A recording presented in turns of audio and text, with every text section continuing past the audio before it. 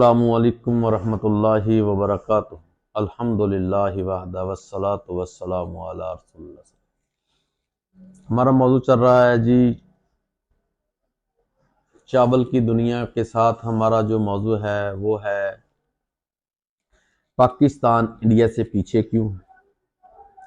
इसके बुनियादी असबाब क्या हैं और कौन कौन सी गलती को हम ठीक कर लें तो इंडिया का मुकाबला कर सकते हैं। ठीक है, ये हमारा मौजू चल रहा है जी। इस मौजू के हवाले से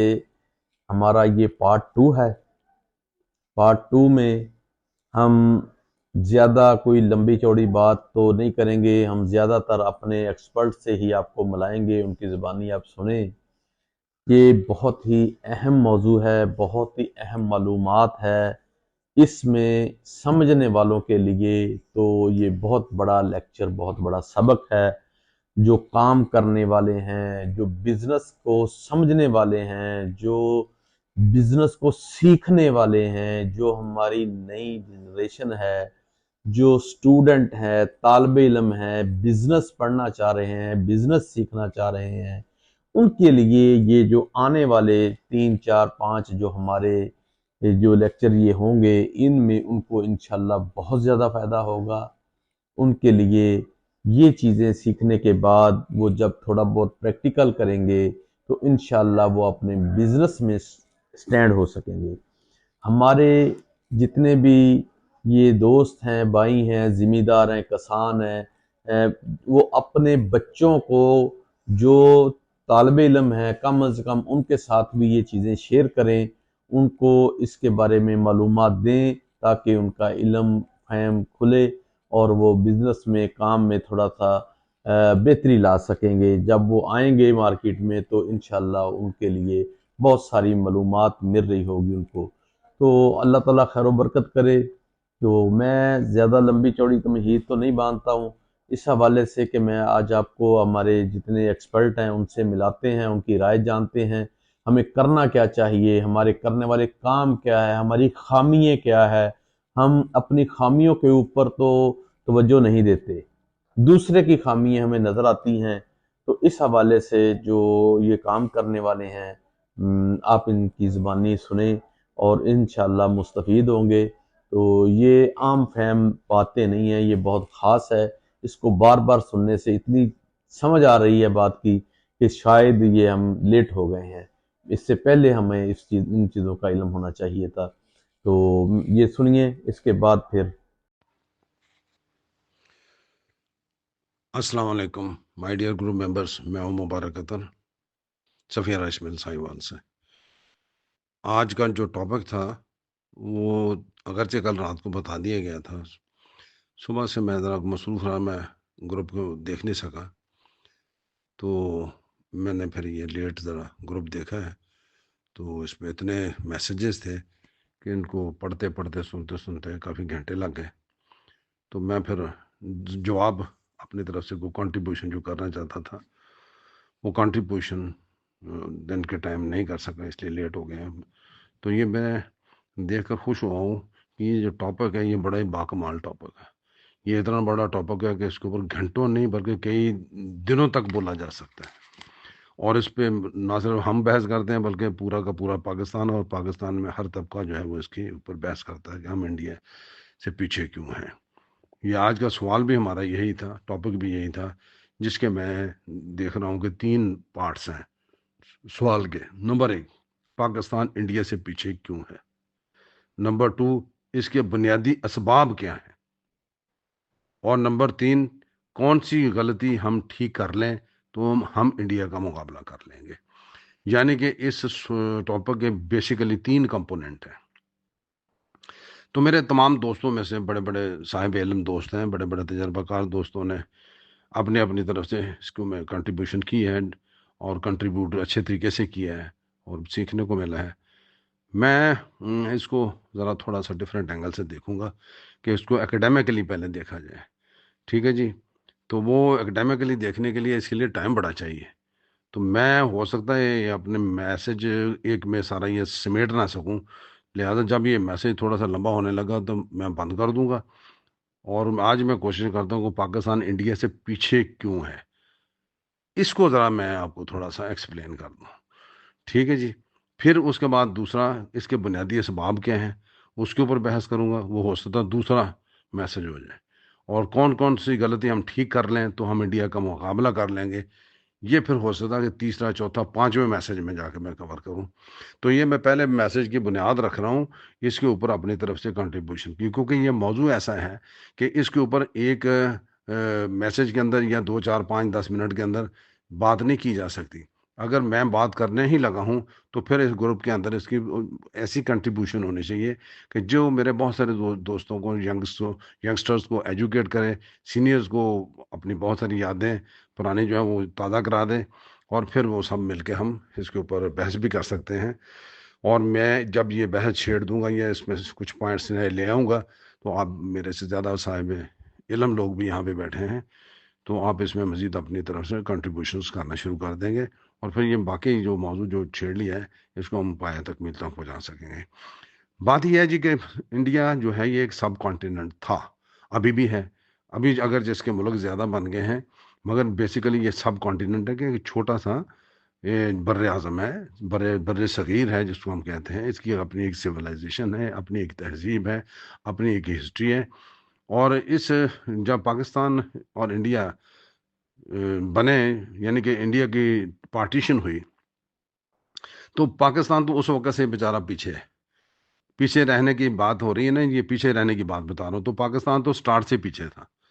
سٹارٹ سے پیچھے اس طرح تھا کہ جو بات انڈسٹری کی ہو رہی ہے تو میں انڈسٹری کی طرف ہی آتا ہوں، باقی چیزوں کی طرف نہیں آتے ہم۔ اور یہ انڈسٹری بھی جو بات کر رہے ہیں آپ، تو میں انڈرسٹینڈ کرتا ہوں کہ ہمارا فوکس چاول ہی ہے، لیکن چاول کو ہم سیگریگیٹ کر کے دوسری انڈسٹری سے نہیں دیکھ سکتے۔ جب انڈسٹریل ڈیولپمنٹ کی بات ہوتی ہے تو یہ ہر انڈسٹری کی ڈیولپمنٹ جو ہے وہ دوسری سے منسلک ہے۔ جب انڈسٹریلائزیشن ہوتی ہے، انڈسٹریل ڈیولپمنٹ ہوتی ہے، اکنامک ڈیولپمنٹ ہوتی ہے، تو اس میں پھر یہ سارے کے سارے شعبے آ جاتے ہیں۔ تو ہم اگرچہ بعد میں آگے رائز فوکس ہو جائیں گے، مگر اس وقت جو میں سٹارٹ کرنے لگا ہوں کہ انڈیا سے پیچھے کیوں ہیں۔ جب پارٹیشن آف انڈیا ہوئی تو جو ایریاز ہمارے حصے آئے، ایسٹ پاکستان اور ویسٹ پاکستان، یعنی کہ بنگال اور باقی جو پاکستان اس وقت موجود ہے، تو اس وقت پورے سب کانٹیننٹ انڈیا کے اندر 921 چھوٹی بڑی انڈسٹریاں تھیں، صنعتیں تھیں، 921، اور اس میں سے پاکستان کے حصے جو آئیں وہ آئیں 34۔ اب یہاں سے اندازہ لگا لیں کہ ہم پیچھے کیوں ہیں، یعنی کہ سٹارٹ ہی یہاں سے ہوا ہے، ایک وننگ ریس کے اگلے سرے پہ کھڑا ہے اور وننگ ٹریک کے پیچھے ہم کھڑے ہیں۔ تو یہ 34 جو انڈسٹریز آئیں، اس میں کچھ کاٹن ٹیکسٹائل ملیں تھیں، سگریٹ بنانے کے کارخانہ تھا، رائس ہسکنگ کچھ یونٹ تھے، کاٹن جننگ فیکٹریز تھیں، فلور ملیں تھیں، اور مزے کی بات یہ ہے کہ اس پاکستان میں اتنا جھوٹ ہوتا ہے، وہاں پہ ایک بھی جھوٹ مل نہیں تھی۔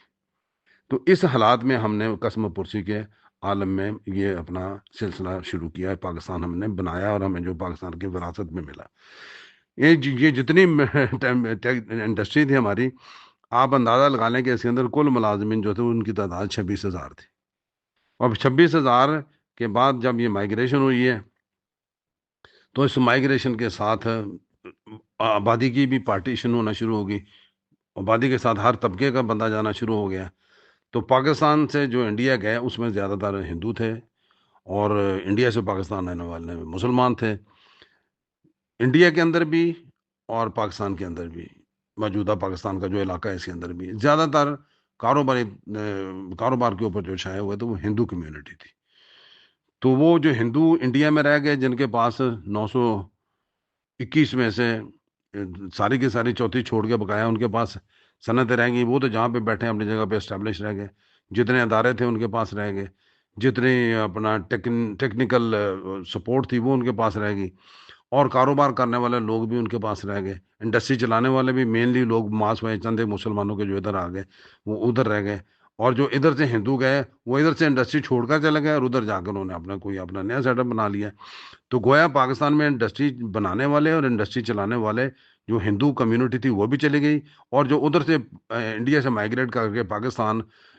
ہمارے کوئی چنوٹی شیخ برادری کے یا میمن برادری کے یا اور جو بھی کاروباری لوگ گنے جاتے تھے، وہ جو آئے تو وہ اس قسم و پرسوئی کے عالم میں آئے یا اس حالات میں آئے کہ ان کو آگے یہاں پہ وہ نہ انفراسٹرکچر مل سکا اور نہ وہ انڈسٹری لگ سکی اور نہ ہی ہماری انڈسٹری وہ ڈیولپ ہو سکی. ٹھیک ہے جی. اب پاکستانی جو تاجر تھے وہ جو ایسے ایسے میرے جیسے یا ہماری فیملی جیسے بھی لوگ تھے جنہوں نے کبھی تجارت ہی نہیں کی تھی، جن کے آباء و اجداد نے، وہ بھی تجارت میں آ گئے اور پھر آگے سیکھا سکھا جو بھی کیا، تو وہ سارا کا سارا سلسلہ چلتا رہا. پاکستان بننے کے بعد ہماری قیادت جو تھی انہوں نے سوچا کہ ہمیں پاکستان میں صنعتی ترقی کرنی چاہیے.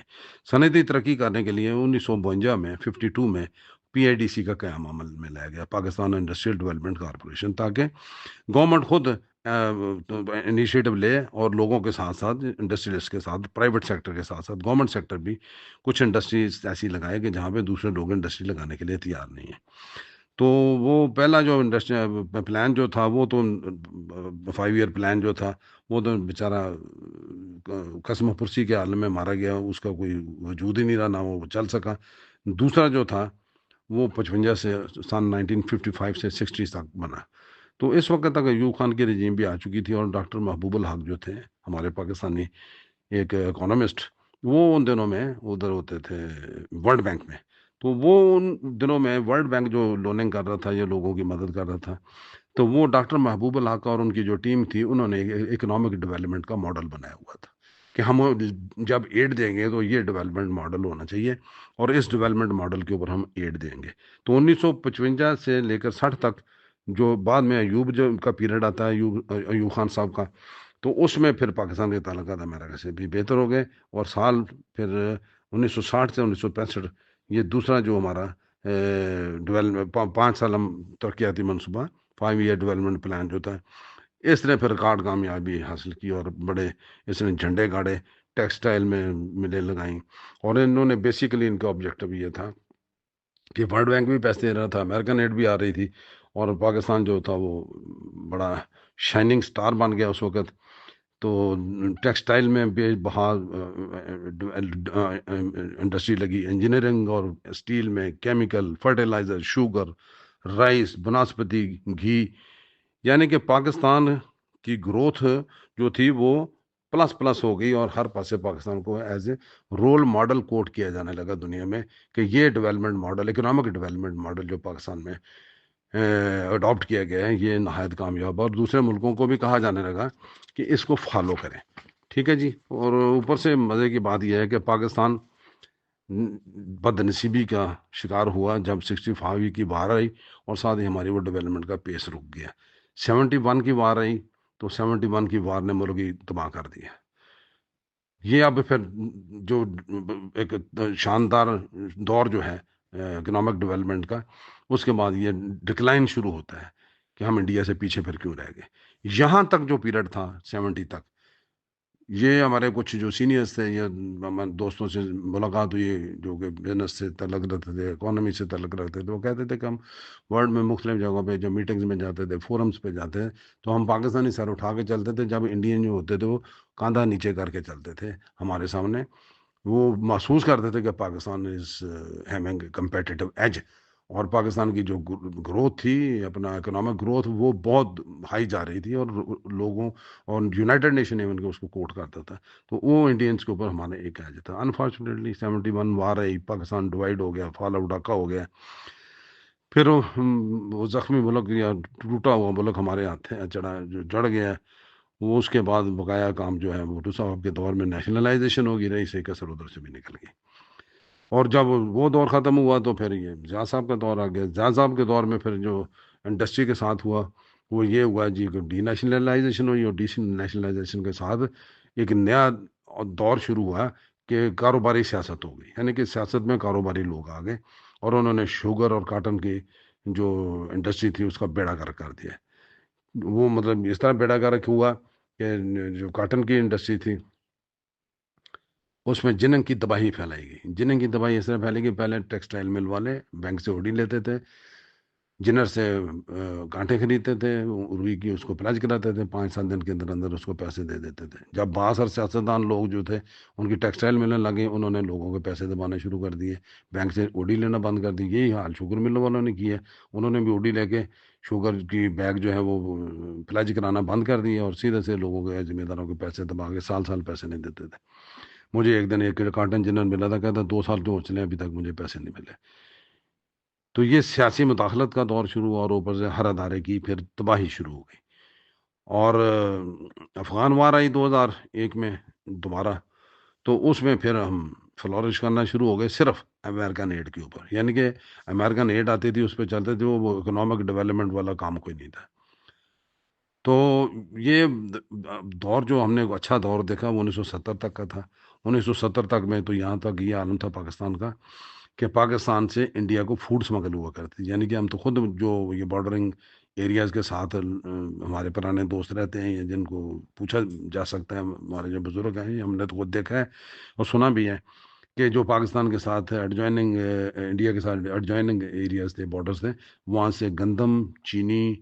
اور یہ گھی وغیرہ جو تھا، یہ اور بہت ساری ضروریات زندگی تھی، وہ انڈیا کو سمگل ہوا کرتے تھے۔ پھر جناب انڈیا کی ہسٹری جو ہے ایک، اس کو میں نے نہیں چھیڑا، یہ 1970 تک یا 1980 تک وہ اپنا سموتھلی چلتے رہے، جو ان کے پاس انڈسٹری تھی وہ بڑھتی رہی، ڈیولپمنٹ ہوتی رہی، ریسرچ ہوتی رہی، ایجوکیشن ان کی ہم سے بہتر ہو گئی، یعنی کہ وہ سموتھ سیلنگ کرتے رہے، ہم زگ زیگ راستوں پہ چلتے رہے۔ اس کے بعد جناب 1980 انڈیا کی ہسٹری کا ایک لینڈ مارک ایرا ہے۔ 80s میں ڈاکٹر منموہن سنگھ جو ہیں وہ انڈیا میں واپس آ گئے۔ ہاں، ڈاکٹر منموہن سنگھ جو تھے یہ بھی محبوب اللہ وغیرہ کے ساتھ ورلڈ بینک میں ہوا کرتے تھے، اور بڑے سینئر عہدوں پہ تھے، بڑے قابل لوگ تھے۔ منموہن سنگھ نے جب آگے ادھر انڈیا واپس آیا تو اس نے پھر گورنمنٹ بھی جوائن کر لی، اس کو وزیر بنا دیا گیا۔ تو کانگریس کے فورم سے اس نے نعرہ لگایا گرین ریولوشن کا۔ تو گرین ریولوشن جو انڈیا میں انہوں نے برپا کیا کہ خوراک میں خود کفالت کرنی ہے، اور اوپر سے ان کو انڈس واٹر بیسن ٹریٹی کے وجہ سے ستلج، راوی اور بیاس کا مکمل پانی بھی مل گیا تھا، اور پنجاب کے اندر، ہریانہ کے اندر زرعی انقلاب شروع ہو گیا۔ اس زرعی انقلاب نے انڈیا کی ساری اکانومی کو تبدیل کر کے رکھ دیا، خوشحالی آ گئی وہاں پہ، خوراک میں خود کفیل ہو گیا۔ آپ اندازہ لگائیں کہ انڈیا کا جو پنجاب ہے ہمارے موجودہ پنجاب سے 1/3 ہے، اس وقت تھا جب پارٹیشن ہوئی تھی۔ اور جب اس وقت جو پنجاب ہے ان کا، اس میں جو پارٹیشن کے وقت پنجاب انڈیا کے پاس گیا تھا، that was 1/3 of our Punjab. اور اب جو ان کا پنجاب ہے اس میں سے ہریانہ بھی نکل چکا ہے، اس میں سے یہ جو اتراکھنڈ بھی نکل چکا ہے، اس میں سے یہ پنجاب رہ گیا، اور ایک اور صوبہ بن گیا میرے ذہن سے نکل رہا ہے، مطلب 3 صوبے، اس میں سے 4 صوبے بن گئے۔ اور موجودہ جو پنجاب ہے، یہ جو کچھ سال پہلے کی میں ایک رپورٹ دیکھ رہا تھا کہ پنجاب نے، انڈین پنجاب نے اپنی ضروریات سے 3 کروڑ ٹن اناج زیادہ پیدا کیا، یعنی کہ پنجاب جو تھا وہ انڈیا کے لیے فوڈ باسکٹ بن گیا۔ ٹھیک ہے جی۔ اب ساتھ ساتھ انہوں نے یہ بھی کام کیا، اور اپنے جو لیبر فورس ہے، جو بنیادی ترقی کی ریکوائرمنٹ ہوتی ہے، اس کی ڈیولپمنٹ انہوں نے کی، education, technical education, research and development, یہ سلسلہ جو انہوں نے کیا، یہ ادھر ہماری طرف دن بدن اس کا زوال آتا گیا۔ جو ادارہ کام کرتا تھا وہ بھی ختم ہو گیا۔ رائس ریسرچ انسٹیٹیوٹ جو کام کر رہا ہے وہ آپ نے دیکھ لیا کیا اس نے کیا، اور انڈینز کیا کر رہے ہیں۔ کاٹن ریسرچ انسٹیٹیوٹ ملتان اتنا بڑا ادارہ تھا، اس نے جو کیا، کاٹن کا حال جو ہم دیکھ رہے ہیں وہ آپ نے دیکھ لیا۔ اور بھی جتنے ہمارے ریسرچ انسٹیٹیوشن تھے ڈیولپمنٹ کے لیے تھے، اور یہ انڈسٹری جو تھی، یہ ہماری ریلوے کا حال دیکھ لیں، پی اے اے کا حال دیکھ لیں، اپنا اس کا شپنگ کا حال دیکھ لیں کہ ہماری ساری کی شپنگ، مرچنٹ نیوی ختم ہو گئی۔ یہ بات اب کافی لمبی ہو گئی ہے، یہ میرا یہ سمجھیں کہ یہ پہلا واٹس ایپ ہے، پہلا میسج ہے اس موضوع کے اوپر، اور میں اگلے میسج میں پھر اگلا چھیڑوں گا کہ ہم اس کے اسباب کیا ہے؟ اسباب تو میں بتا رہا ہوں نا، یہ اسباب ابھی دوسرے لیکچر میں، یا دوسرا لیکچر کون سا میں نے دینا ہے، دوسری ٹاک جو ہے اس میں کروں گا پھر، تاکہ یہ سننے کی پھر استطاعت نہیں رہتی. ابھی 10-15 منٹ کا میسج ہو گیا. Thank you very much. اگر حوصلہ افزائی کریں گے تو بولوں گا، ورنہ نہیں بولوں گا. پھر خدا حافظ. السلام علیکم مائی ڈیئر گروپ ممبرس، میں ہوں مبارک اختر فرام سفیر رائس ملز. میں معذرت چاہتا ہوں کل آپ سے گفتگو نہیں کر سکا. کل وہ ایک شادی پہ ملتان جانا پڑ گیا، اور پھر رات کو بہت لیٹ آئے ہوں، رات 1 بجے کے قریب وہ فیملی کی شادی تھی، اور وہاں پہ میل جول بیٹھنا اٹھنا اتنا ہوا کہ ٹائم نہیں مل سکا. اب وقت ضائع کیے بغیر میں اپنی گفتگو کا آغاز کرتا ہوں. پہلا جو میں نے وائس میسیج آپ کو بھیجا ہے، چھوٹے سے عرصے کے لیے اس کا خلاصہ کر لیتے ہیں کہ پاکستان کی جو اکانومی ہے وہ 1952-53 میں بوم پہ گئی ایک دفعہ، اور اس کی وجہ تھی کورین وار. کورین وار جو تھی اس کے دوران ہمارا جھوٹ خوب بکا اور بڑے پیسے اور اکانومی نے بوم دیکھا. اس کے بعد ڈکلائن، اور ڈکلائن کے بعد پھر 1960 سے 70 کی دہائی جو تھی اس کے اندر انڈسٹریلائزیشن ہوئی اور اکنامک بوم بھی آیا، اور اکنامک بوم کے بعد ہم نے خوشحالی کا دور بھی دیکھا، ترقی کا دور بھی دیکھا. اور صحیح معنوں میں جو ترقی ہوئی ہے انڈسٹریلائزیشن ہوئی ہے، اور ایگریکلچر میں بھی کام ہوا تو وہ اس دہائی کے اندر ہوا. اس کے بعد 65 کی جنگ نے ہمیں بہت پیچھے دھکیل دیا، 71 کی جنگ نے ملک آدھا کر دیا، ایسٹ پاکستان ہمارے ہاتھ نکل گئے، ملک ہی آدھا رہ گیا، اور اوپر سے صدمے علیحدہ آ گئے. ابھی وہ صدمے ختم ہوئے نہیں تھے، اس شوق میں سے نکلے نہیں تھے، تو نیشنلائزیشن آف انڈسٹری آ گئی. اس نے ہر چیز کو نیشنلائز کر لیا، چونے چھڑنے والی مشینیں بھی نہیں چھوڑی، اور ہماری انڈسٹریل سیکٹر کی تباہی کا ذمہ دار ہو گیا. وہ سارے کے سارے جو سرکاری سیکٹر میں بندے لائے تھے وہ کھا گئے، اس کو تباہ کر گئے. اور جو اس نے ترقی کرنی تھی، بیکو گئی، اتفاق گئی، اور بڑی بڑی اچھی کمپنیاں گئی جو انجینئرنگ کر سکتی تھی، اور جنہوں نے اس وقت، آپ یقین کریں کہ چون لائی نے پاکستان کا دورہ کیا تھا تو اس نے بیکو جو وزٹ کی تھی. تو یہ حالات تھے اس وقت ہمارے امیڈیٹلی جو 70s میں. اور 1980 کے بعد پھر یہ ڈی نیشنلائزیشن کا پروسیس شروع ہوتا ہے. ڈی نیشنلائزیشن میں بھی بڑی گھپلے اور وہ ہوئے، اور جو لوگوں نے انڈسٹری خریدی انہوں نے کسی نے چلائی، کسی نے نہیں چلائی، کسی نے اس کو ویسے سکریپ کر دیا. پھر اس کے بعد ہمارا یہ 80s-90s میں سیاسی انڈسٹریلزم کا دور شروع ہوتا ہے کہ جب سیاست کے سیاسی لوگ جو تھے وہ انڈسٹری کے اندر آ گئے، اور انہوں نے پھر سیاسی قرضے لیے،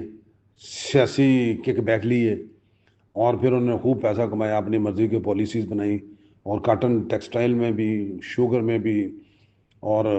جو بھی شعبہ ان کو سوٹ کیا، گتے کی فیکٹریاں لگائی ہیں، جو بھی کیا، وہ سارے کے سارے سیاسی اس میں لوگ شامل ہو گئے، اور اپنی مرضی کے وہ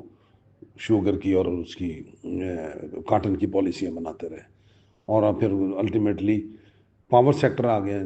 پاور سیکٹر میں جیسے کک بیک مشن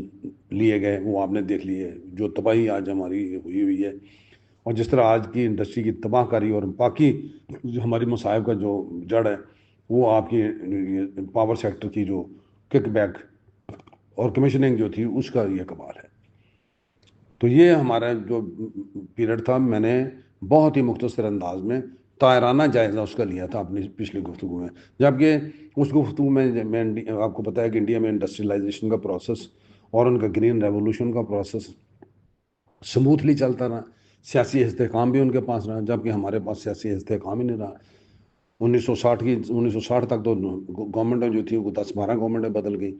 60 سے 70 تک تھوڑا سا ٹھہراؤ ہے، لیکن وہ بعد میں ایسا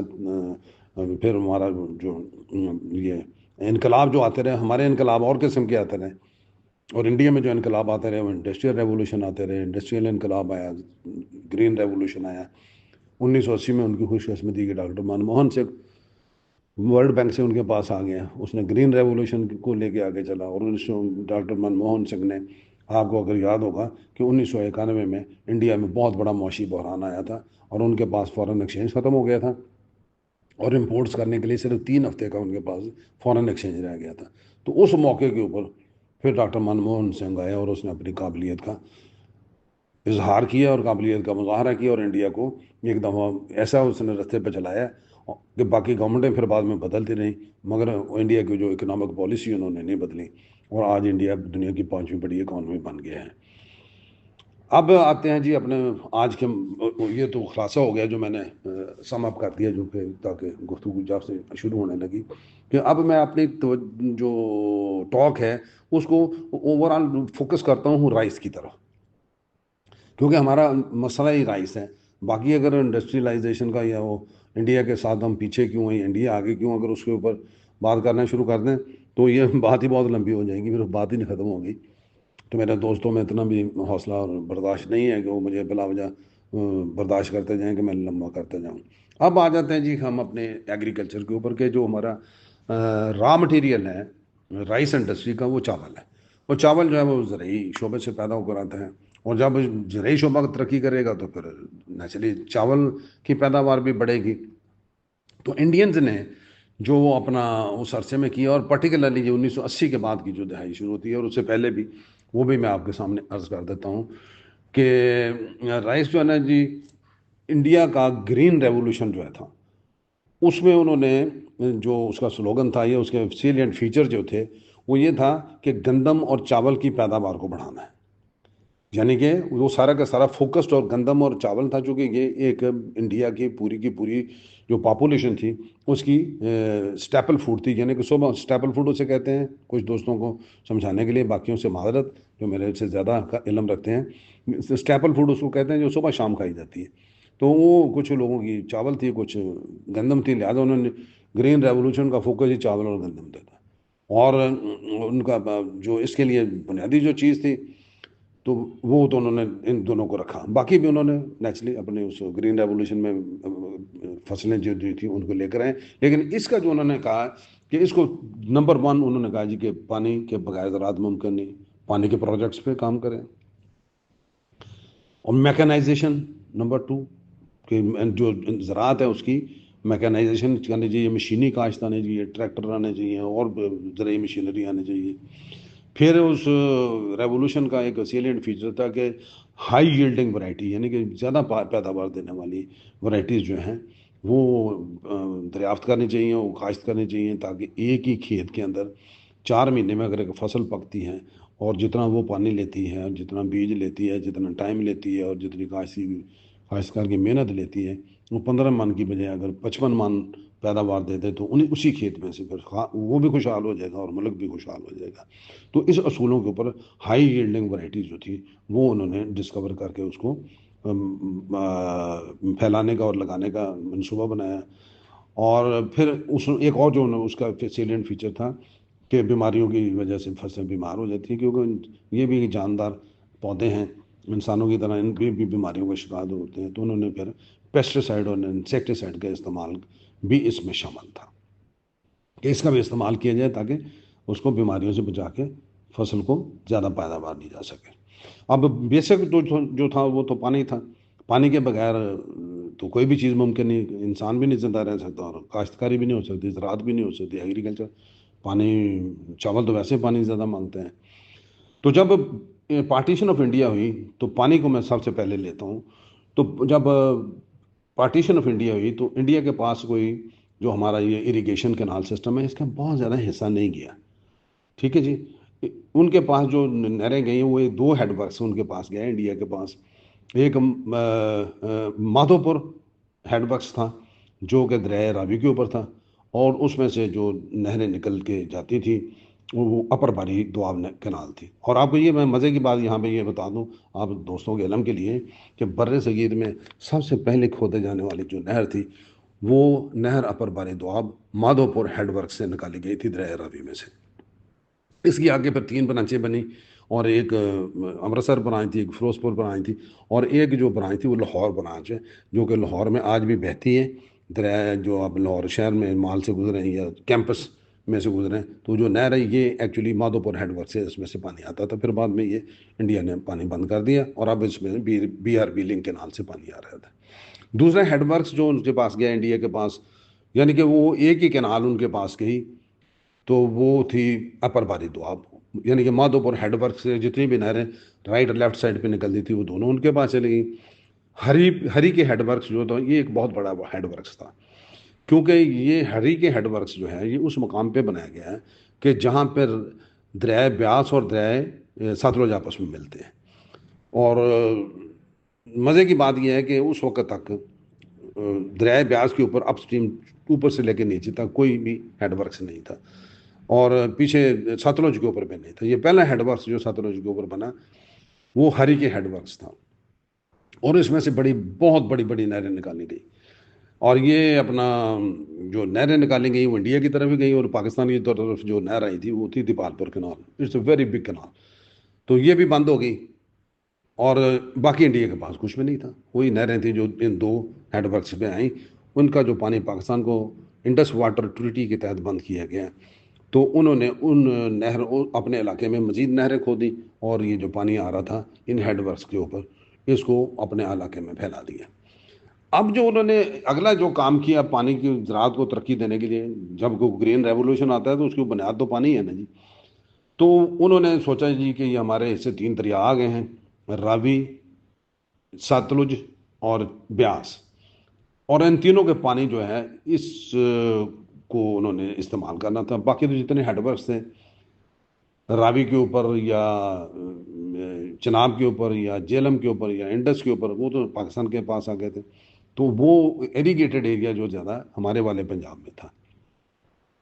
تو انڈینز نے وہاں پہ اپنے اس کے بعد جو شروع کیا کام، وہ بہت بڑا ایک land mark project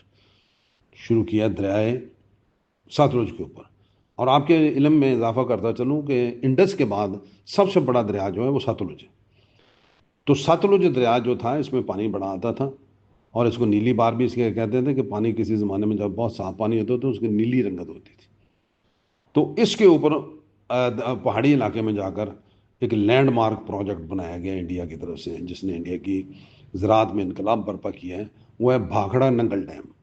بھاکھڑا Nangal dam جو ہے اس میں سے 2 نہریں نکالی گئیں، اوپر ڈیم بنا دیا گیا، اور ڈیم میں سے پھر پانی جتنا جمع ہو گیا وہ جمع کر لیا جاتا تھا، نیچے جتنی ڈیمانڈ ان کے ہیڈ ورکس کو ہوتی تھی اتنا ہی پانی آتا، اور پاکستان کی طرف انہوں نے پانی کا ٹوٹل بہاؤ بند کر دیا۔ اب بھاکڑا ننگل ڈیم میں سے ایک تو انہوں نے بجلی بنائی بڑی ٹکا کے، اور دوسری مجھے ایکوریٹ نہیں، کو 5,000 یا 6,000 میگا واٹ بجلی وہاں پہ بنتی ہے بھاکڑا ننگل ڈیم سے۔ اور 2 جو نہریں نکلتی ہیں وہ نہریں جب ان کے اوپر بھی کوئی 10,000 میگا واٹ کے انہوں نے بجلی کے پروجیکٹ لگائے۔ مزے کی بات یہ ہے کہ نہر جو ہے وہ دریا سے نکل کے آ رہی ہے، اور نہر جو ہے وہ ایسی ٹرین میں سے، ایسے علاقے میں سے گزرتی ہے کہ جہاں پہ اس کو فالز بڑی بڑی ملتی ہیں، زمین اونچی نیچی ہے، وہاں پہ فال بنی، اور فال جہاں پہ بنتی ہے وہاں پہ انہوں نے آگے 200 250 300 میگا واٹ کے ہائیڈل پاور اسٹیشن لگا دیے۔ تو یہ بھاکڑا ننگل ڈیم جو ہے یہ کوئی مجموعی طور پر، جو میں نے اسٹڈی ایک دفعہ کیا تھا، اب اس میں کوئی اضافہ اگر کر دیا ہو تو مجھے نہیں پتا، یہ دیر کی بات ہے، تو یہ کوئی 10,000 میگا واٹ بجلی جو ہے اس کی نہروں سے، اور اس کے ڈیم کے اوپر، مین ڈیم کے اوپر جو ہائیڈل پاور اسٹیشن بنائے گئے انہوں نے بجلی بنائی۔ اور یہ نہریں جو تھیں اس کے ساتھ ہی، یہ نہریں جو تھیں یہ سیدھی سیراب کرتے ہوئے ان علاقوں کو پانی دیا گیا کہ جنہوں نے پہلے وہ نہر کا پانی یا دریا کا پانی نہیں دیکھا تھا، اور اس میں ہریانہ بھی شامل تھا، اس میں پنجاب بھی شامل تھا، اور اس میں مزے کی بات یہ ہے کہ یہ راجستھان تک نہریں لے گئی، وہ بے آب و گیا ریگستان جو صدیوں سے، جب سے یہ کائنات بنی ہے، جنہوں نے ہریالی نہیں دیکھی تھی یا وہ پانی نہیں دیکھا تھا، تو وہاں پہ پانی کی نہریں پہنچا دیں بھاکڑا ننگل ڈیم کے تعمیر نے۔ دوسرا رنجیت ساگر ڈیم بنایا گیا دریائے بیاس کے اوپر، اور اس کا بھی پانی دریائے بیاس کا ٹوٹل اوپر روک لیا گیا، اور راوی کے اوپر بھی ایک ڈیم بنایا گیا، راوی کا پانی بھی ٹوٹل دریاؤں میں وہ اوپر پہاڑی علاقوں میں روک دیا گیا۔ اور اب اس کے بعد ڈاؤن سٹریم جو نہر نکلتی تھی یہ مادھوپور ہیڈ ورک سے، راوی میں سے وہ آتی تھی، اس کا پانی انہوں نے جو لاہور کینال کو بند کیا وہ اپنے علاقے میں تقسیم کر دیا، اور بقایا جو پانی تھا اس کی مقدار بڑھ گئی، اور انہوں نے ایک اور نہر نکال لی، اور اس کے ساتھ اپنے ان علاقوں کو، پنجاب کے اضلاع کو سیراب کیا کہ جن کو پہلے پانی نہیں ملتا تھا۔ تو یہ مادھوپور ہیڈ ورکس سے جو نہریں نکلتی ہیں، مزے کی بات یہ ہے کہ ان کے اوپر جو ڈیم بنایا رنجیت ساگر، اس کے اوپر بھی ہائیڈل پاور اسٹیشن بنایا گیا، اور یہ نیچے جو نہر آتی ہے جو فلو کرتی ہے تو اس کے اوپر بھی انہوں نے اس کی، چونکہ انیمن ٹیرین میں سے گزر کے آتی تھی، تو جہاں بڑی بڑی فالز بنتی تھی وہاں پہ نہروں کے اوپر بھی ہائیڈل پاور اسٹیشن بنائے، یعنی کہ 2 نہروں کے اوپر ہائیڈل پاور اسٹیشن بنا دی، ایک نئی پہلی نہر تھی، ایک نئی اپر باری کے ساتھ انہوں نے نہر بنا لی اور وہ پانی لا کر ان ایریاز کو دیا جن کو اپر باری نہیں دیتی تھی۔ ہری کے ہیڈ ورکس جو تھا وہاں سے انہوں نے پاکستان کو آنے والی نہریں بند کر دی اور وہاں سے نئی نہریں نکال کے فیروز پور ڈسٹرکٹ اور باقی جن علاقوں میں پانی نہیں جاتا تھا ان کے دے دی۔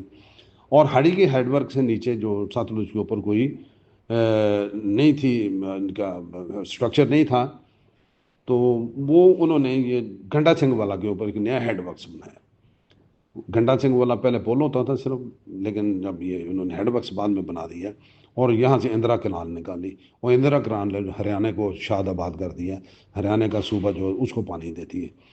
تو یہ جو بھاکڑا ننگل ڈیم، رنجیت ساگر ڈیم، یہ راوی کے اوپر ڈیم، یہ تین جو ڈیم ان کو دریا ملے ہیں، ان ڈیموں کی بجلی جو تھی، اس ڈیموں کی جو پانی تھا، اس نے ہماچل پردیش کے صوبے کو مالا مال کر دیا۔ اتنی بجلی ان کے پاس تھی کہ وہ بجلی پنجاب اور دوسرے صوبوں کو ایکسپورٹ کرنا شروع کر دیا، ان کو پیسے ملنے شروع ہو گئے،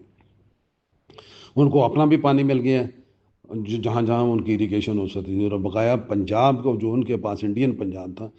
وہ اگر دیکھا جائے تو جہاں تک میرا نالج ہے، تو جب پارٹیشن کے وقت جتنے کوئی 6 7 یا 8 اضلاع تھے، جس میں یہ پٹھان اپنا یہ گرداسپور، امرتسر، فیروز پور، لدھیانہ، جلندھر اور ایک دو اور ضلع، یہ ملا کے اس وقت پنجاب ہے انڈیا کا موجودہ۔ 7 8 ضلعوں پہ مبنی ہیں جو انگریز کے دور کے پرانے ضلع تھے، اور یہ اس وقت اپنی ضروریات پوری کرتا ہے، اور پوری کرنے کے بعد 3 کروڑ ٹن اناج فالتو پیدا کرتے ہیں، جس میں چاول ہے، گندم ہے، مکئی ہے، اناج جس کو ہم کہتے ہیں کہ کھانے کے قابل آتے ہیں۔ اور پھر یہ جو بجلی بنائی گئی، وہ اس بجلی کو انہوں نے آگے انہی علاقوں میں جہاں پہ پانی کی کمی پھر بھی رہ گئی تھی یا نہری پانی پورا نہیں ہوتا تھا، وہاں پہ ٹیوب ویل لگائے۔ اور مزے کی بات یہ ہے کہ جو ٹیوب ویل لگائے گئے ان کو ان انٹرپٹڈ، جو ذمہ داری سے تعلق رکھتے ہیں کہ اگر پانی میں ٹیوب ویل چل رہا ہو بند ہو جائے تو نکال ٹوٹ جاتا ہے، تو اس کی وجہ سے بڑی گڑبڑ ہو جاتی ہے، تو پھر اس کو انہوں نے وہاں پہ 11 کے بی لائنز دی، تاکہ وہ 11 کے بی لائن جو ہیں وہ ان کو کنٹینیوس پانی کی سپلائی دے سکیں۔ تو یہ پانی کا مسئلہ انہوں نے حل کیا، پانی انہوں نے وافر کر دیا زراعت کے لیے، اور زراعت نے وہ گرین ریولوشن کا خواب جو تھا وہ یہاں سے پورا ہو گیا۔ دوسرا انہوں نے جو شروع کیا کام، جس کے اوپر زور دیا، وہ ایگریکلچر ریسرچ تھی کہ ہائی ییلڈنگ اپنی ورائٹیز پیدا کی جائیں، تو وہاں پہ ٹیکنالوجی بھی ایسی ایجاد کی جائے کہ جو لوکلی افورڈیبل بھی ہو۔ تو وہ سب سے پہلا جو ان کا institute, Indian institute of technology, وہ میسور میں تھا۔ میسور والوں نے رائس کے اوپر اور دوسری فوڈ ٹیکنالوجی کے اوپر بڑا کام کیا ہے، رائس پار بوائلنگ کے اوپر، رائس ہسکنگ کے اوپر، اور رائس مشینری کے اوپر۔ یہ انہوں نے بڑی ریسرچ کی، تھیوریٹیکل ریسرچ بھی کی کہ کیسے پار بوائلنگ کرنی، کیسے اس کی سائنس ہے، کیا ہے ریسرچ ہوتی ہے، تو وہ پھر وہ سب پتہ چلتا ہے کہ اس کو مشین کو کیسے بنانا ہے یا مشین کو کیسے چلانا ہے۔ پھر میں نے جیسے کل ذکر کیا تھا پرسوں کہ ایک انڈسٹری اکیلی نہیں ہوتی، انڈسٹریل ڈیولپمنٹ جو ہوتی ہے تو وہ سب انڈسٹریز ڈیولپ کرتی ہیں اور وہ ایک دوسرے کو پھر سپورٹ کرتی ہیں۔ تو انڈیا کے پاس آلریڈی اسٹیل بھی تھا، لوہا بھی تھا، اور اسٹیل انڈسٹری بھی تھی، اور ساتھ اسٹیل کی انجینئرنگ بھی ان کے پاس تھی۔ تو یہ انہوں نے جو میسور والے ہیں، ان کے سائنسدانوں نے انڈین جو انجینئرنگ انڈسٹری تھی ان کو انوالو کیا، اور انوالو کر کے پھر انہوں نے میرا خیال وہ باہر سے نا مشینیں جو تھی وہ امپورٹ کی، اور امپورٹ کر کے لوکل انجینئرنگ جو فرمیں تھیں، کمپنی تھیں، ان کو دیں، اور ان کی ریورس انجینئرنگ کی، یعنی کہ ان کا کام ان کو نقل ماری ان کی۔ تو یہ جو ہم آج کل یہ ڈرائر استعمال کرتے ہیں، اس کو LSU ڈرائر کہتے ہیں، یہ لیوزیانہ یونیورسٹی امریکہ کی ہے، وہاں پہ ایجاد کیا گیا تھا، انڈین کے ہاتھ چلا، اس نے اس کی آٹومائزیشن لٹرم پٹم سارا اتار کے پھینک دیا۔ گیری بولڈی کے پلانٹ جو تھے پار بوائلر کے، وہ انہوں نے دیکھے اور اس میں سے سارا آٹومائزیشن ختم کر دی، کمپیوٹر اتار دیے، اور اتار کر اس کو اتنا سستا کر دیا اور اتنا آسان کر دیا کہ وہ لوکل جو مینوفیکچرر تھے انہوں نے اس کو بنانا شروع کر دیا، اور بنا کے رائس انڈسٹری کو دینا شروع کر دیا، اور سستے داموں دینا شروع کر دیا۔ لوہا ان کا سستا تھا، مہارت ان کے پاس تھی، تو وہ انجینئرنگ جو تھی وہ ان کی رائس انڈسٹری جیسے انڈسٹریز کو بھی کر رہی تھی، دوسری مشینری اسی طرح رائس انڈسٹری کو بھی وہ مشینری مل گئی، اور وہ مشینری جو ہے اس نے ان کی اپنے پیداواری صلاحیت کو، کوالٹی کو وہ امپروو کر دیا۔ اور میسور جو تھا وہاں پہ یہ جو رائس ریسرچ انسٹیٹیوٹ تھا، اس کو پھر انہوں نے پوسا کے مقام پر دہلی کے قریب وہاں پہ اس کو شفٹ کر دیا۔ اب انڈین رائس ریسرچ انسٹیٹیوٹ جو ہے یہاں پر پوسا پہ ہے، اور جو ورائٹی بھی آپ کے پاس آتی ہے اس کے ساتھ پوسا لگا ہوتا ہے، پوسا 1509، پوسا 1121، پوسا 1847، یہ سب کے ساتھ پوسا اسی لیے لگایا جاتا ہے کہ پوسا اس ریسرچ انسٹیٹیوٹ جس مقام پہ ہے، جیسے ہمارا کالا شکاکو پہ ہے تو اس کے ساتھ کے ایس کے لکھتے ہیں تو وہ پوسا لکھتے ہیں۔ تو یہاں پہ پھر سیاستدانوں کی، چونکہ گورنمنٹ کی پالیسی تھی تو سائنسدانوں کو لایا گیا، پی ایچ ڈیز لائے گئے، ان کو حوصلہ افزائی کی گئی، ماحول بن گیا، اور ایسا ماحول بنا کہ ایک کے بعد ایک کے بعد دوسری ورائٹی آنا شروع ہو گئی، اور پیداواری صلاحیت بڑھ گئی جو فصلوں کی تھی۔ علاقائی زوننگ انہوں نے کر دی۔ پھر مزے کی بات یہ ہے کہ ان کو یہ بھی دے کے ذہن میں رکھیں، ورائٹیز کو ڈسکور کیا گیا ہے یا ایجاد کیا گیا کہ یہ پانی کون سی مانگتی ہے، ڈرائی علاقے کی کون سی ہے، اور یہ تر علاقے کی کون سی ہے، بارشی علاقے کی کون سی ہے، تو ان کی سوٹیبلٹی دیکھ کر ان کی زوننگ کی گئی۔ یہ جو 11 کی وغیرہ یہ اس لیے ہمارا یہ تھوڑا سا ڈرائی ایریا میں زیادہ ہوتی ہے، ہریانہ میں زیادہ ہوتی ہے، یہ ادھر صدرن پنجاب میں اس کی زیادہ اچھی کوالٹی بنتی ہے سیڈے کی، کہ یہ بنائی اسی دی گئی۔ اور سب سے بڑی بات یہ ہے کہ جو باسمتی میں 90-95 دن کی فصل لے آئے، اس نے بہت بڑا انقلاب برپا کر دیا۔ ٹھیک ہے جی۔ اب اس کے بعد تیسرا جو ان کا اس کا شعبہ تھا جس کو انہوں نے پھر پیداوار کو بڑھایا، وہ ایگری کلچر سپورٹ تھی، ایگری سپورٹ تھی، محکمہ زراعت کی، اور فارمر ایجوکیشن تھی۔ تو وہ مشینری انہوں نے میکینائزیشن کرنے کے لیے، مشینری فراہم کرنے کے لیے، ٹریکٹر فراہم کرنے کے لیے، زرعی آلات فراہم کرنے کے لیے گورنمنٹ نے مختلف اسکیمیں بنائی، زمینداروں کو وہ بنیے کے چنگل سے آزاد کیا، اور فیلڈ سٹاف انہوں نے رکھا جو جاگے فارمر کی ایجوکیشن کرتا تھا، اور جو بنیے کے قرضوں سے نکالنے کے لیے انہوں نے ایسے کیا کہ وہ فیلڈ سٹاف جو جاتا تھا، جیسے ہمارے کسی گاؤں میں یونین کونسل کا کوئی دفتر ہے، اس طرح ان کا کوئی پنچایت کا جو دفتر شفتر وہاں پہ ہوگا نظام، وہاں پہ ان کا ہر فصل کی کاشت سے پہلے فیلڈ آفس سے چلا جاتا تھا، وہ ذمہ داروں کو اکٹھا کر لیتا تھا، اور وہ ان سے پوچھتا تھا، ہاں جی تو کنی کھاد چاہیے تینوں، تو کتنی فصل لگانی ہے، کتنی بیج چاہیے، کتنا کھاد چاہیے، کون کون سی پیسٹیسائڈ چاہیے، تو ان کو وہ بغیر پیسے کے وہاں پہ وہ جب وقت آتا تھا کاشت کا، وہ ٹرک آتے تھے، اتارتے تھے، اور وہاں پہ اس انڈینٹنگ یعنی کہ بکنگ کے مطابق ان کو دے دیتے تھے، اور جب فصل پک جاتی تھی تو گورنمنٹ انٹرسٹ فری لون یا پھر بعد میں تھوڑے بہت لون کے ساتھ، تھوڑے بہت انٹرسٹ کے ساتھ ان سے پیسے لے لیتے تھے۔ کوالٹی بھی آف ان پٹ بیٹر ہو گئی، یعنی کہ بیج اچھا آ گیا، اس کے اوپر پیسٹیسائڈ جو پیور ملنا شروع ہوگی، فارمر کی ایجوکیشن آ گئی، اور اس ایجوکیشن نے اس فارمر کو نہال کر دیا، ملک کو نہال کر دیا۔ جو پنجاب کے صوبے کے وہ اضلاع جو پہلے زراعت سے اریگیٹڈ ایگریکلچر سے محروم تھے، وہ وہاں پانی آنے سے صحیح ہو گئے، ان کے محکمے نے صحیح کام کیا، زراعت نے، اور لوگوں کو ایجوکیٹ کیا، اور سختی کرتے ہیں۔ وہ تو یہاں تک ہوتا ہے کہ جب یہ فصل پکتی ہے تو 144 دفعہ جو 144 اس کا نفاذ کر دیا جاتا ہے کہ جو ذمہ دار 16-17% سے اوپر کٹائی کرے گا چاول کی، تو اس کو وہ دفعہ 44 کے تحت پھڑ کے 7 کو اندر کر دیتا ہے۔ جیسے ہمارے نہیں 44 لگ جاتی، 5 سے 5 زیادہ بندوں پہ چلنے پہ لگتی ہے ہمارے یہاں، وہاں پہ وہ اس جگہ پہ بھی ڈی سی صاحبان متعلقہ ضلعوں کے لگا دیتے ہیں کہ کوئی کاشتکار جو ہے وہ گیلی مونجی نہیں کاٹ سکتا، کیونکہ اس سے قومی نقصان ہوتا ہے، فصل خراب ہوتی ہے، دانہ خراب ہوتا ہے، گرین خراب ہوتا ہے۔ یہ ان کی جو کوشش کر کے یہاں تک جب پہنچے ہیں، وہ اس مقام پہ پہنچے ہیں کہ ان کا را مٹیریل جو ہے وہ وافر ہو گیا، پیداوار بہت زیادہ ہو گئی، اپنی اتنی بڑی پاپولیشن کو کھانا دینے کے بعد بھی ان کے پاس اتنا بچ گیا کہ وہ دنیا کو ایکسپورٹ کر سکتے ہیں۔ جبکہ اسی پیریڈ کے دوران، اسی عرصے کے دوران پاکستان کو ہم جب دیکھیں تو ریسرچ میں ہمارا کیا کام ہو رہا ہے، یہ آپ کے سامنے میز ریسرچ انسٹیٹیوٹ جو ہے یوسف والا صاحب وال میں، وہ کیا کام کر رہے ہیں، کاٹن ریسرچ انسٹیٹیوٹ ملتان اس نے کیا کام کیا، ویٹ ریسرچ انسٹیٹیوٹ جو فیصل آباد میں اس نے کیا کام کیا، ہمارے چاول کے رائس ریسرچ انسٹیٹیوٹ نے جتنا کام کیا، میں کسی کو بلٹل نہیں کرنا چاہتا کسی کو، ذہنی طور پہ کوئی میں اذیت نہیں پہنچانا چاہتا، لیکن ہمارے سامنے ہے کہ آج ہماری جتنی رائس انڈسٹری چل رہی ہے ساری کی ساری انڈیا کی چوری کی ہوئی، انڈیا سے پیدا کی ہوئی ورائٹی جو پوسا کی ہیں اسی کے اوپر ہم چل رہے ہیں۔ محکمہ زراعت کا کردار آپ اپنا دیکھ لیں کیسا ہے، وہ ان کی کرتوت کیا ہے، وہ کرتے کیا ہیں، وہ نظر آتے ہیں۔ کسی کی فارمر کی ایجوکیشن کی ہے، کوئی فیلڈ میں جاتا ہے، کوئی جا کے کسی کو دیکھ بھال کرتا ہے،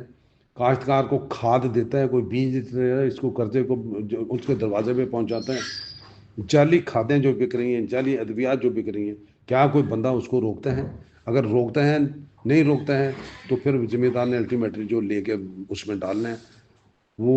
اسی کا پھر نتیجہ بھی ویسے نکلنا ہے۔ آج ہم سروائیو کر رہے ہیں امپورٹڈ بیج کے اوپر،